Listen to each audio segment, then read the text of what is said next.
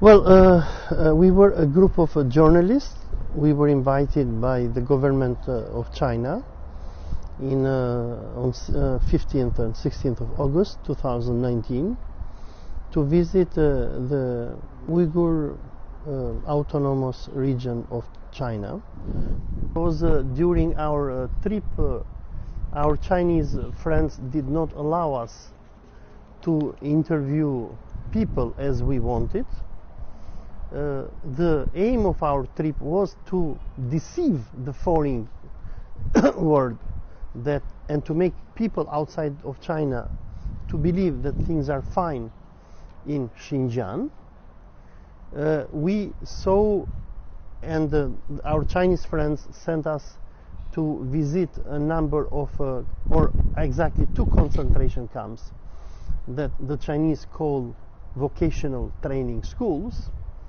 And in these vocational camps, we found that what the Chinese were doing there was a process of massive assimilation and indoctrination and Sinization of Turkish Muslims into Chinese.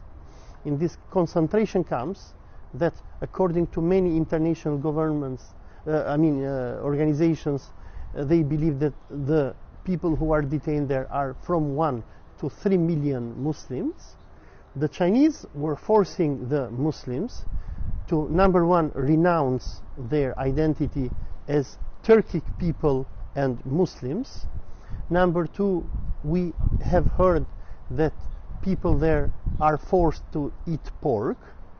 And number 3, as I found out through the interviews that I made, people who enter into these centers are forced to renounce Islam, to speak Chinese 24 hours per day, if they want to be released from these detention centers sometimes in their life.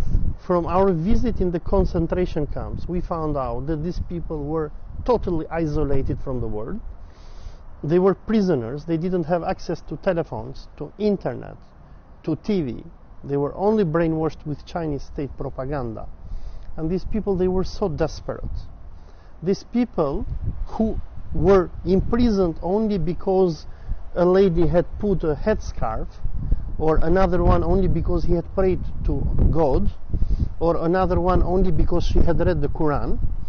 They were so desperate, as when we were speaking to them in Turkish, or we were telling them Selamünaleyküm, they were telling us ni hao. They were responding to us in Chinese. And when we were telling them we are Muslims and it is okay to be a Muslim in the world, and we had ladies in our delegation with hijab, and we told them, look, it is okay to have hijab, they were scared. They thought that this is impossible, because they are so much isolated from the outside world that they think that the world has abandoned them. And even outside the concentration camps, as you might know, in China, internet is totally controlled and people have no access to the outside world.